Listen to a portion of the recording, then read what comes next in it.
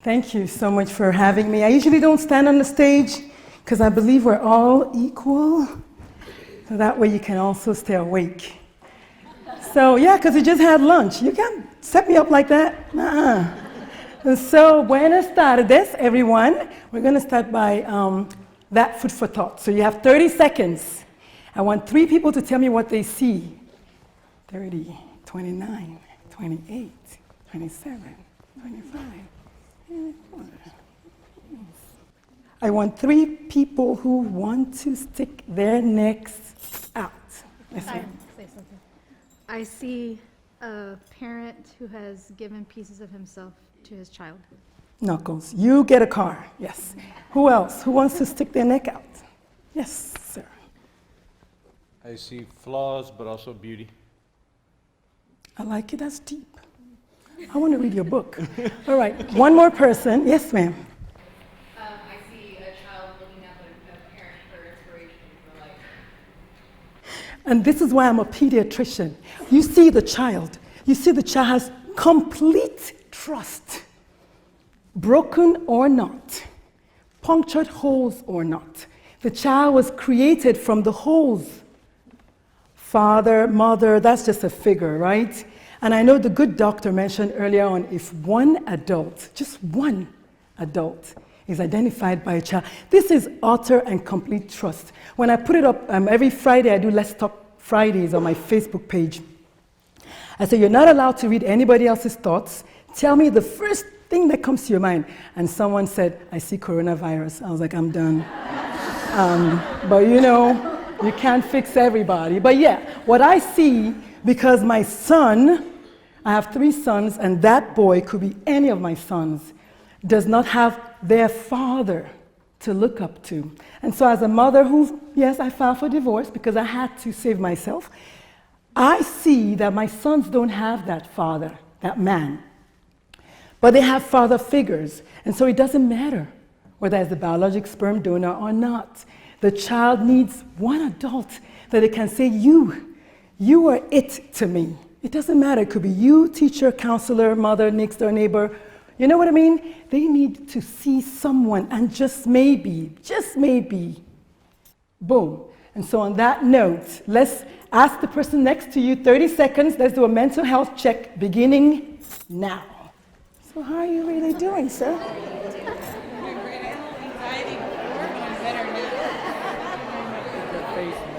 Thank you, Mom. I need to meet with you. I need to meet you. I love you. I love you.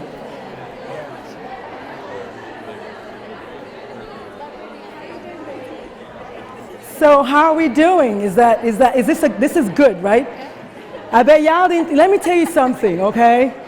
No, I don't have any awards yet. But if you're going to listen to my talk, you're not going to be sleeping. Who's listened to me speak before at Laurel Ridge? Who was at Laurel Ridge when I spoke for 3 hours one time? And not a single person was able to fall asleep. Like I'm on your lids, like literally, like I'm that good, you know. But you need, what do you want from me, okay? So yeah, so I'm going to let you know right now, on a more serious note, my talk is going to be a trigger. It's completely okay. I have been suicidal, I know. So if you think the talk about suicide in kids is going to be a trigger, honestly, I don't mind. You have about 30 seconds to get the heck out of here, because I'm going to go. So yeah, it's completely okay. The last talk I gave at Laurel Ridge triggered a guy who wrote me a 6-page email. But I told him to leave, right? But he didn't want to leave. So that's okay, but I'm completely fine. It is going to be a trigger. So for some, not everyone. So who am I, right? Who is Dr. Lulu? I tried to match my red hair, but I guess it didn't work out. So in 2000, my patient came to see me with his mother. It was what's the football thing? What's the thing? The main guy. The quarterback of the football team, and his mother was like, he just doesn't want to do all the things he likes to do anymore. He's different. Check him for drugs, she said. And I checked, and I did a PHQ-9, because I can. And it came out he was scoring a 23 out of 27. So I said, Mom, he's really depressed. He needs to talk to someone and possibly medications. She said, depression? That's it? Dude, I had depression. I did okay. He's going to be fine. 4th of July, 2008, in front of his family's barbecue, he put a double-barrel shotgun in his mouth and pulled the trigger. Before him, which I didn't mention up there, did I? Oh yeah, that's 2008, that was MK. NG, before him, my girlfriend, who was a second-year surgical resident, on a nice Sunday morning, said goodbye with one single bullet to her head. So I'm thinking, okay, so my girlfriend, then my patient, that's it, right? Because, I've had my lifetime of it. But oh no, I joined the Air Force because, some people join the Air Force at 42, believe it or not. And I came in as a lieutenant colonel, happy, that's all right. And then I saw what I couldn't believe every single day. One child, cutting, anxious, attempted suicide, nonstop. And so I said to myself, it must be me. Maybe the way I smell, right? So I quit the Air Force. I was like, okay, my time is up. I left honorable discharge. And then I joined a big group practice in San Antonio. And then I met him, a 7-year-old boy who tried to hang himself twice. So if you were me, ma'am, what would you do when your 7-year-old patient tries to hang himself? What would you do? Exactly. You would quit pediatrics. That's what I did. So I quit what I call penicillin pediatrics. Because, we have enough doctors writing penicillin for strep throat and Tamiflu for the flu and whatever itis for coronavirus. But there are not enough people, and I dare to say I'm the only one that I know besides my good doctor friend over here, who dares to wade into that water of suicide. I said, what is going on? Why would a 7-year-old want to kill himself? Then I started studying about it and writing about it, thank you very much, 2 bestsellers later, and I realized, wait, the youngest child that killed themselves in the world was 5. So the 7-year-old is relatively old, if you know what I mean. I'm like, oh my God. And so I became a suicide activist, not to be confused with suicide advocate, which some people think I am, no? And I am, because I can say, future United Nations speaker on youth suicide, the post doesn't exist, but you know what they say? Dream it and you will be it. So boom, that's me in the future. So let's get started. What would you do if you woke up on Saturday morning and your friend sent you that text? Ma'am, what would you do? I know you would say, oh my God, but what else would you do? I would just say, I'm so sorry. Yeah, well, I went into a crisis. And my wife was like, yeah, I knew it. Because she's always telling me, she said, you hear so much stories, like you should have a hunchback by now, And she said, you need to let out. You need an outlet. That was it for me that morning. Ironically, the kid the text came in at 11:30 p.m. At 11 o'clock that Friday night, my spirit was troubled, but I could not say what it was. I just couldn't. It was Valentine's Day. I had spoken at my son's high school, Brandeis High School, to the kids about teen suicide, dating violence, because February is Teen Dating Violence Awareness Month. So I had spoken to the kids at my son's school that morning. And then I get home and my wife said, come see this. I'm like, what? She said, look at the TV. A bunch of kids from Reagan High School were on KSAT 12, talking about how no one had acknowledged their pain, no one had said anything about the boy that died. And I felt very bad already as a mother, but then I couldn't help, the spirit couldn't lift up anymore. For the rest of the day, I had a funk. And at 11 o'clock specifically, I was like, oh my God. Then she said, you know what, go to bed, just go sleep, it's been a long day. So I go to sleep, and 11:30, that text comes in. I guess I'm psychic.com. So after saying, oh my God, I started screaming and shouting, and she was like, and I had to go into literally a fetal position because I couldn't believe that this is a fellow doctor, a pediatrician in San Antonio. Suicide is a respecter of no one. And so on that note, I want you all to please rise. And let's do a 40 seconds of silence. You don't have to rise if you don't want to. And I know you know why, beginning now.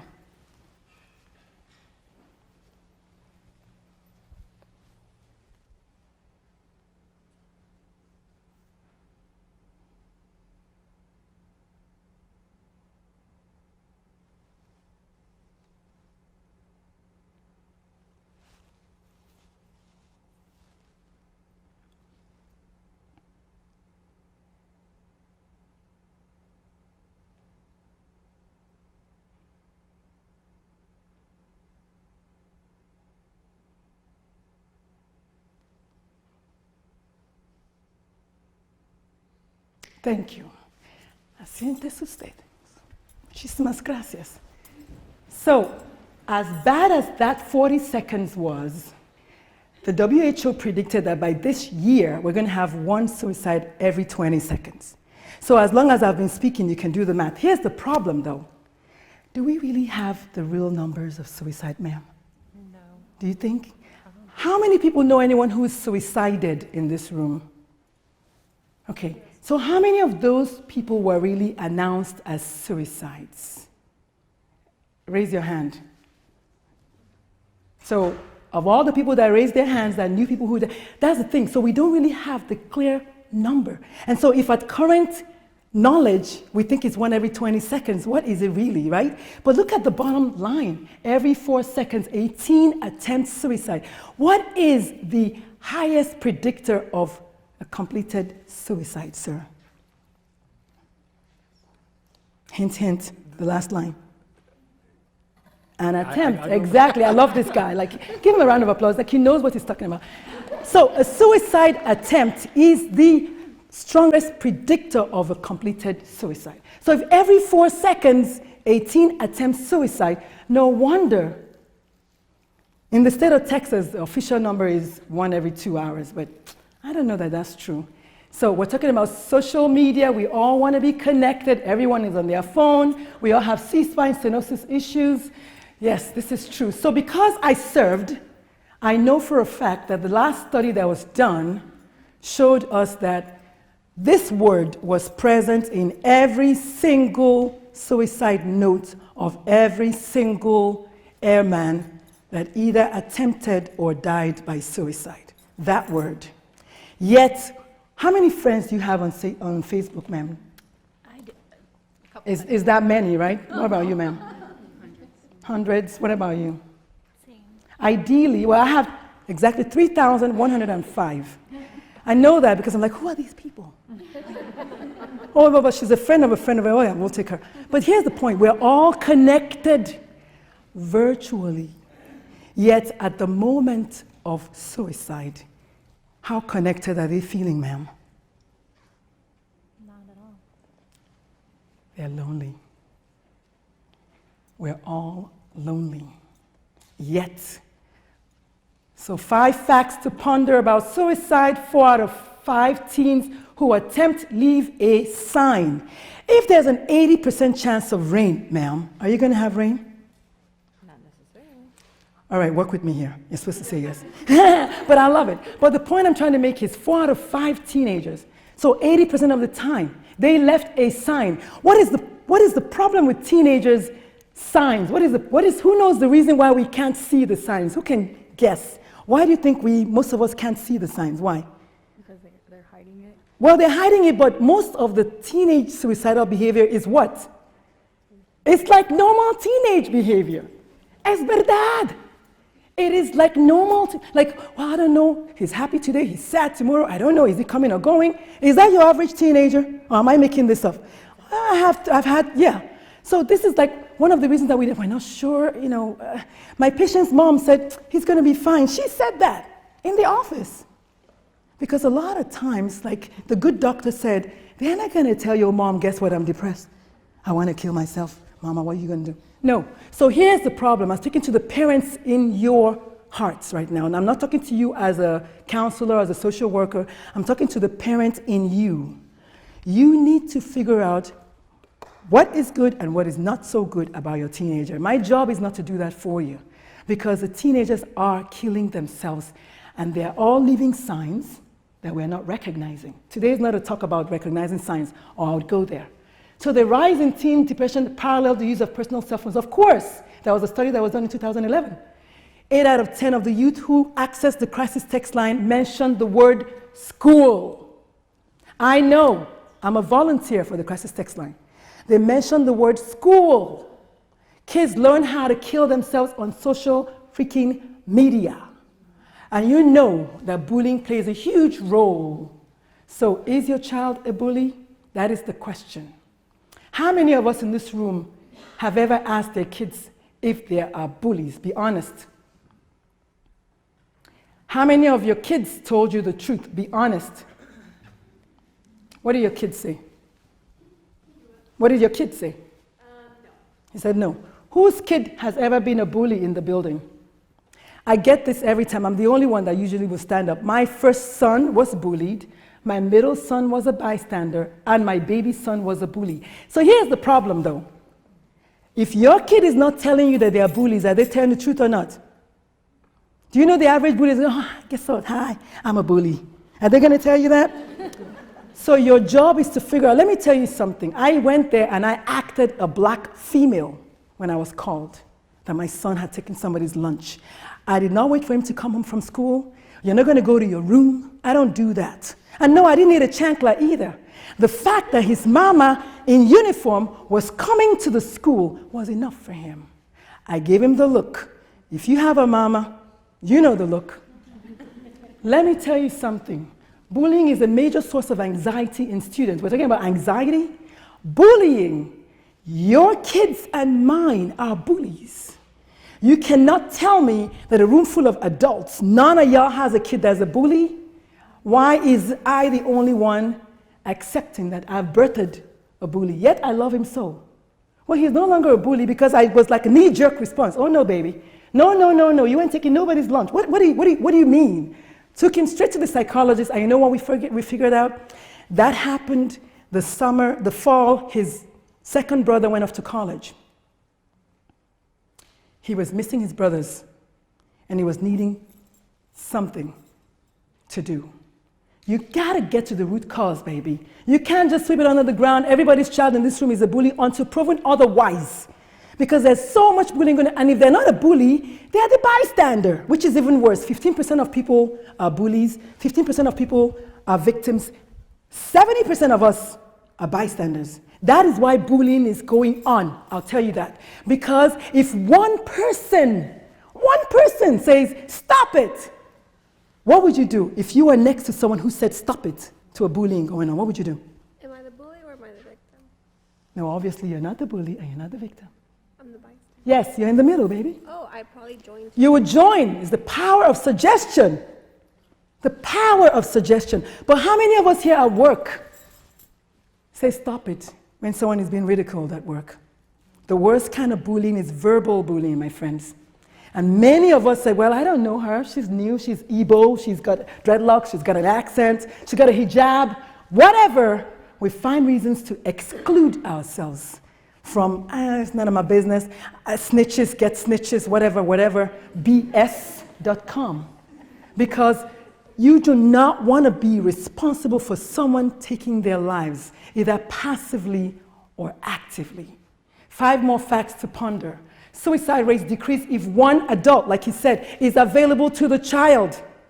Just one adult accessible to the child. And I mean wholly.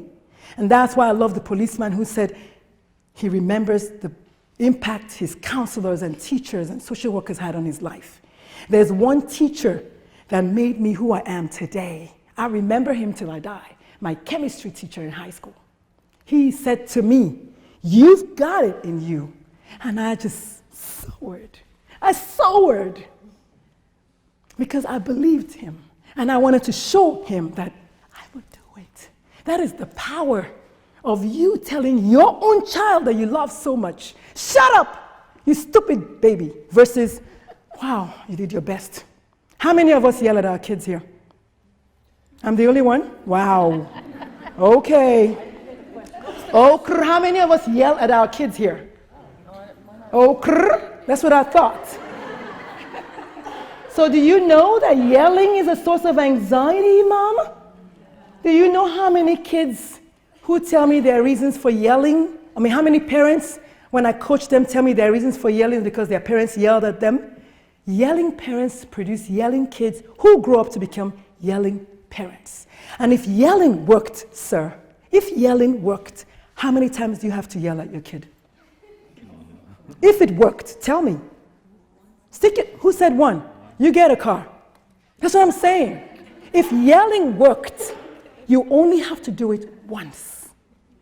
If you're still yelling at your teenager, you are a bully. You are. If you're still yelling at your teenager, that means you've been yelling to them since they were babies, and it has not worked yet. Nobody yells at their babies. We cuddle them, we love on them. Oh, we can do no wrong.com, right? And all of a sudden, the teenager is the enemy. But you're a teenager. I'm looking at the time. When how many more minutes ago? Okay.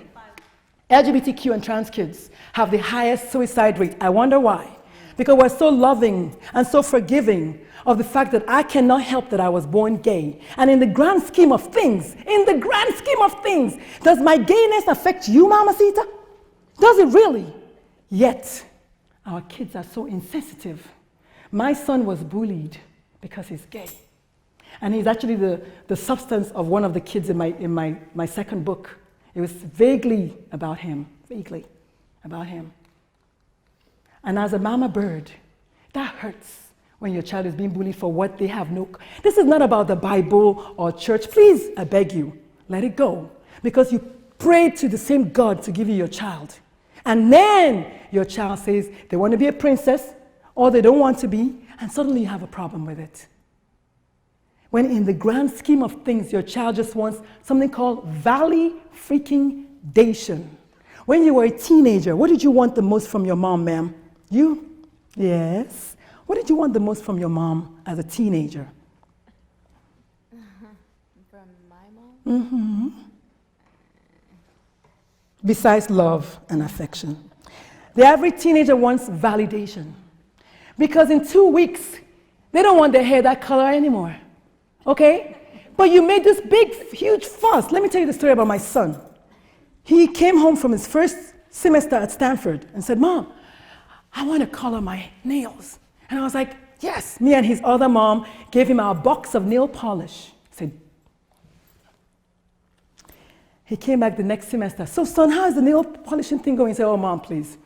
I said, let me have my nail polish back. That is the difference. Because leaving the door open for your son who wants to paint his nails, he plays music. He's a music performance major. So I'm like, let me see how you're going. And he was done with it after 1 semester. Or I could have been like, oh my God, holy water, holy water, holy water. Why do you want nail polish? Or I leave the door open for my child to come to me. Because you think kids want to kill themselves, they don't want to die. But if you close the door, if you don't let them have access to you for the little things, they're not going to come to you when they want to kill themselves, ma'am. They're not. Because you don't let them talk about their farts. The average teenager wants to talk about farting. My 15-year-old son, he wants to have a whole conversation about his farting. And it's a big deal. But what do? Oh, pray tell. No kidding. He's like, Mom, it's loud and liquidy, but it's not as bad as... Okay.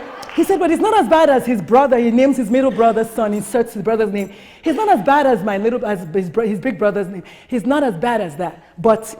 And I'm like, okay, I just want to just hear them out for 2 seconds.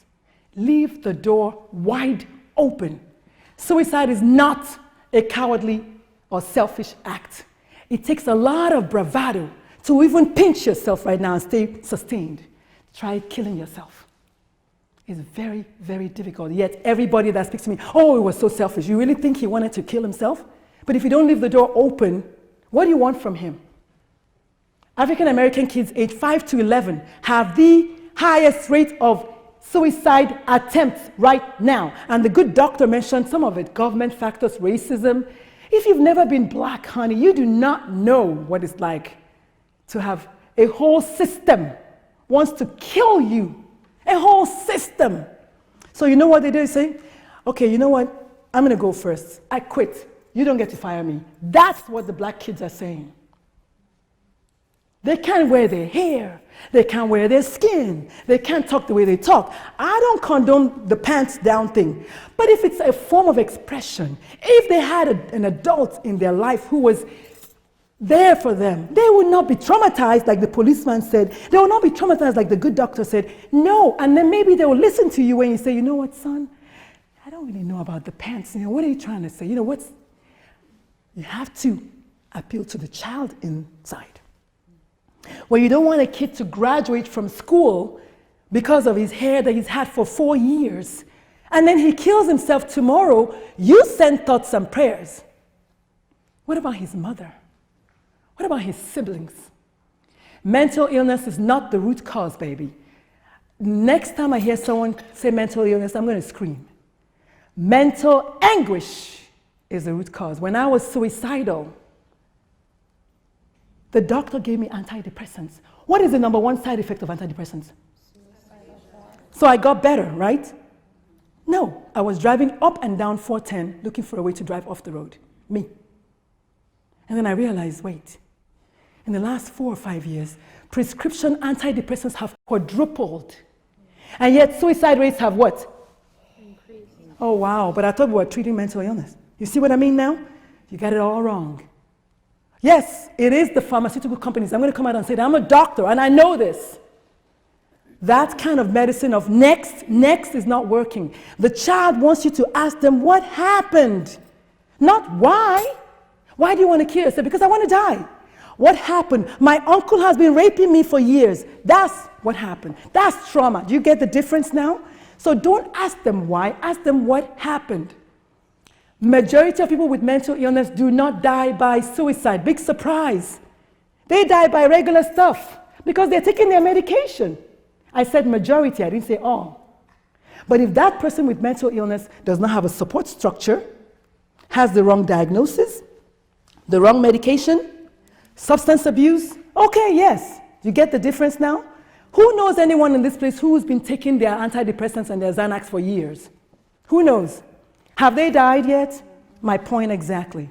So we cannot be treating the wrong thing. The deadly side effects, of course, you guys know that. Parents and caregivers often forget their teen years. We do. We forget that when we were teenagers, we wanted our parents to just love us as we are. Now you spend all your time trying to change a child who is just trying to figure out who are they to begin with. They're changing every day. The school authorities and the kids' stories never match. The kids say that they're being bullied. The school says there was no bullying going on. What do you want from me? What do you want from me? Are we all in denial?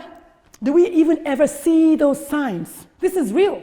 This is one of my favorite slides of all time. When the child is suicidal, everyone's like, shut up, you're trying to seek for attention. You don't really mean it, you're not going to do it.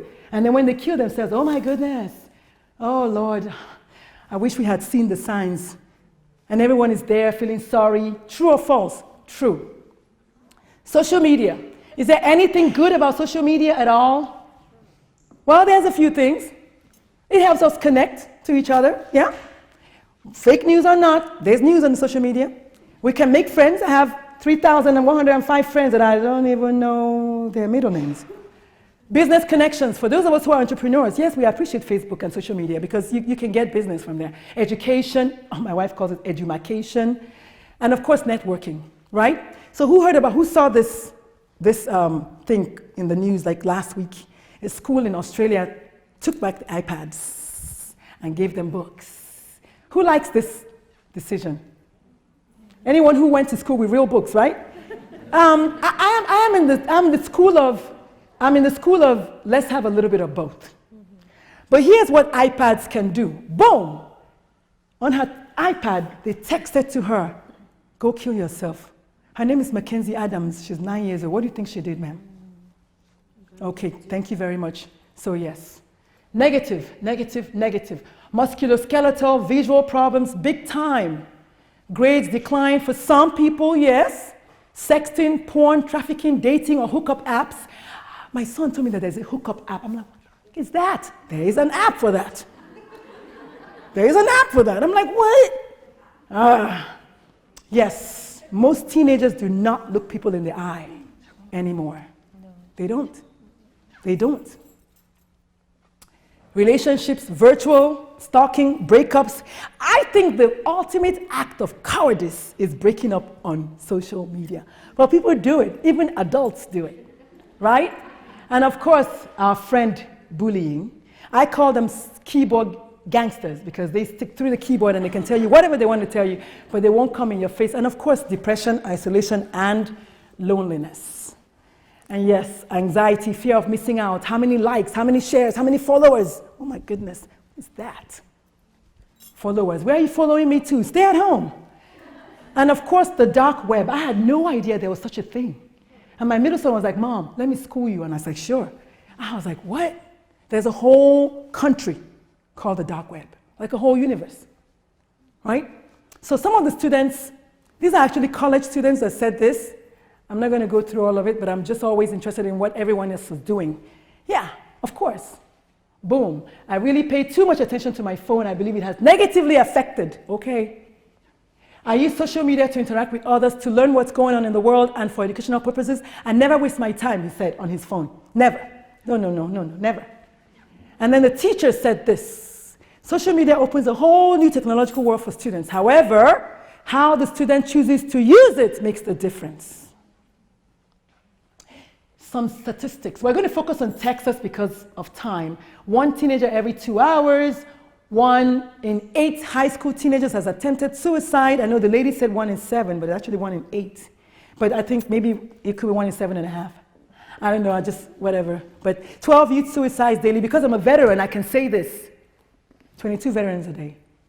Because I'm a doctor, I can say this. 1.1 doctors die of suicide every day. Last year, 5 of my doctor friends killed themselves, and none of them was ruled as suicide.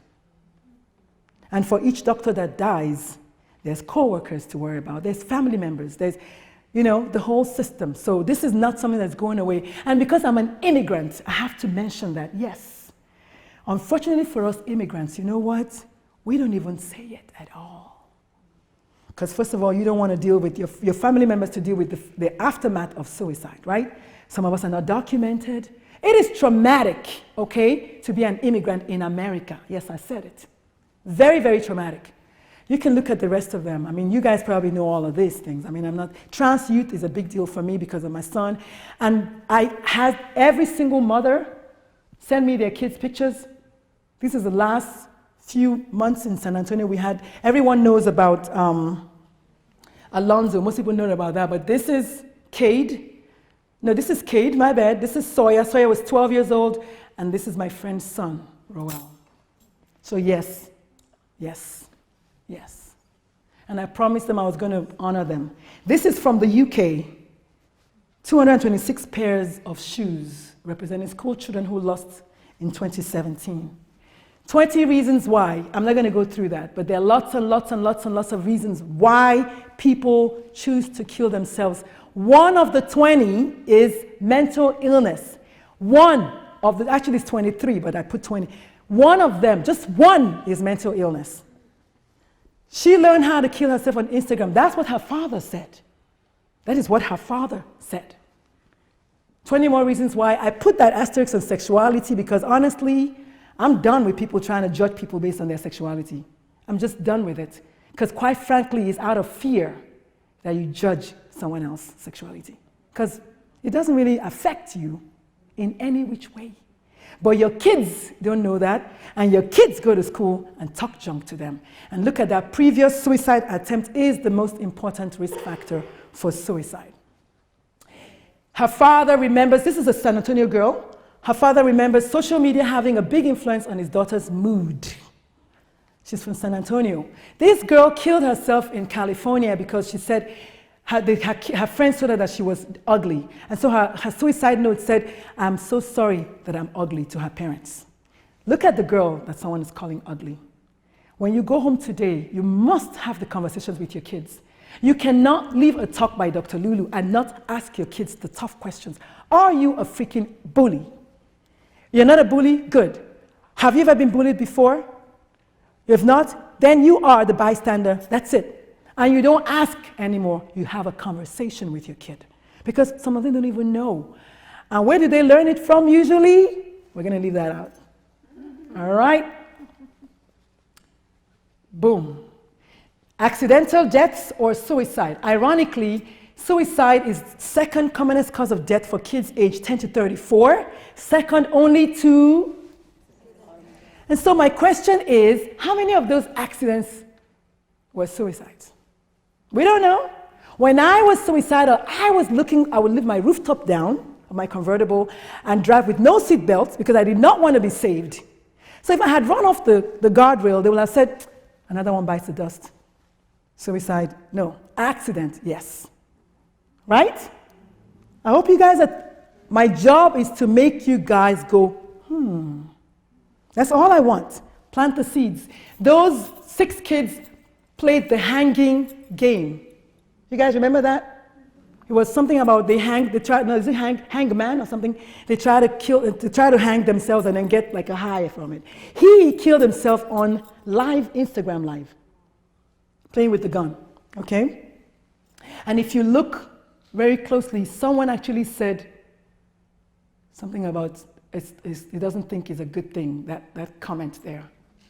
So, my name is Dr. Lulu and this is my why. They said, I hope she sees this and kills herself. True messages that have come to your kids' inboxes. Your kids' inboxes. So what do? Rules of engagement. How many people here wait till 8th grade to give their kids a device? Be honest.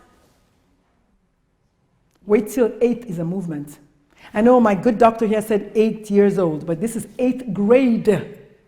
Because their brains cannot honestly handle the viciousness that comes through the screen. That is the truth. So that's from the American Academy of Pediatrics.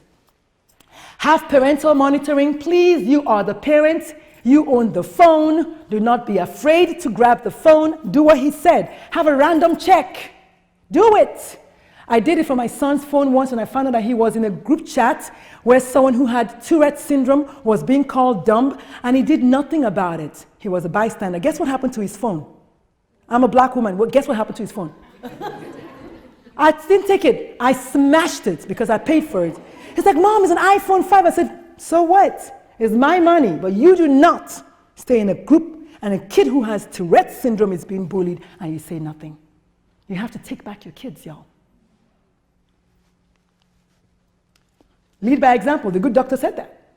I mean, if you're on your cell phone, don't be trying to tell your kid not to be on the cell phone. Have cell phone curfew. It's okay. They're not going to die. There are all kinds of apps that you can look up. One of my favorite apps is the Not Okay app. You can download that for free. What it does is you instill in your kid's phone 5 trusted adults so that when your child is not okay, all they have to do is type, I'm not okay, and it shoots to the 5 adults their GPS location. So they can go and get your kid before your kid jumps. Download this app, please. Of all the apps in the world, that one. And of course, educate yourself, right? Don't criticize or be too harsh on your kids. Honestly, this academic performance in the grand scheme of things doesn't matter because Oprah didn't even go to college, no way, right? And then engage in conversations regularly. These are the 2 things that I need. You guys can do all the others, but this one, don't criticize your kid. Don't yell at your kid. They will internalize all of those things. And when you want to talk to someone really, really deeply, what do? You lean in. And your child needs to see you leaning in to talk to them. Tune into their radio station and lean in for a minute. Give them your ears, your heart, your body language. Your child sees you as, I can talk to my mom. My mom is cool. So that when they're cutting, they will come to you. There's no magic, you know? TALK. Tune into your child, ask the questions, let them know that you are there for them. Don't leave a child who is suicidal alone. And of course, know the signs and keep in touch. If it's your co-worker, keep in touch. Text home, help, or Steve to 741-741. That's the crisis text line. And thank goodness we have 988 now. And for all of you here, please save the date. We're having the first ever in the history of San Antonio Youth Suicide Prevention Summit this fall on 10/10/2020. I hope to see all of y'all and y'all kids and your neighbors' kids and your family members there. It is going to be a free event, and the theme is My Life Matters. Oh, you guys were on it? Okay, so the bravest thing that Pooh ever said was, help. Many of us would rather go down that spiral than ask for help. We live in a world where people just want to be judged or allow themselves to be judged. Birth of a dream, my practice. So if you're looking for someone, ma'am in red, or your clients that don't have anywhere to go, that no one wants to see them, I only see high-risk youth in my practice. I don't want to see anyone with strep throat anymore. No es necesario más. Okay? Para mí, I want to see those who are suicidal and really, truly hurting. And no, I don't accept insurance because the insurance company allows me to spend all of 10 whole minutes. So I don't. What I do is I spend an hour and a half with each kid And I don't even do anything special. I just have them just talk to me. And I ask them what happened. And talking about trauma, on Thursday I had a kid with fresh rope marks on his neck. And he called me and I said, come to the office right now. First I said, get out of the house. And then I said, come to the office. And I saw him. So all my patients have my cell phone with them. I have books. No, they're not free. But they are both bestsellers. And yeah, this is me. This is what I do. I love to talk. I have a TV show coming up. It's called Your Wellness and You with Dr. Lulu in San Antonio. So stay tuned for that. That's how you can reach me, all of that. And then some questions will be taken right now. All right, I'll take your questions, which can mean one of two things. I was going to say I talked all over your head. So one and then two. Yes, sir. How has music helped you in your practice working with kids? So I'm a mother of two musicians. My eldest is a music major at Stanford. My middle son is a jazz studies minor at Texas Tech. He's an architecture major. His brother is double major music and political science. So he's going to go to law school, but he's going to Juilliard this summer, so I'm really excited. But so for me, I'm the ultimate cheerleader. I'm not a good singer, but I'm definitely very positive. I let my patients dictate what they want to do that day. It has no form, because no two kids are the same. So I don't have any pattern that I use. But one thing that I do in my practice, every time I work with the patient's parents, the kids get better. So no, but I have music overhead, but I don't really focus on music. Maybe we'll talk. Question? Yes, ma'am. Yes, so my practice is Youth Health Center, but my speaking business is teenalive.com. Great question. On your website, does it show what you offer? Everything is on my website. That's my cell phone. And you talk about, and that's actually for all my patients on my business card. And I have a podcast. So if you want to listen to a podcast that talks about suicide, I talk to people who have walked their talk.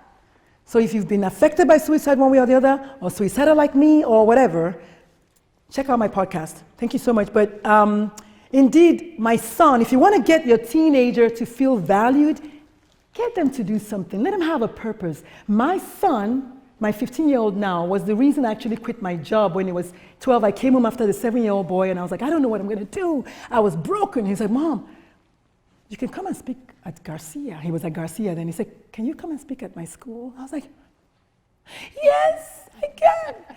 And I've never stopped. And today I was at Boone Elementary talking to them about bullying. So it's what I do now. So if you need a speaker at your church or your event, holla at your girl.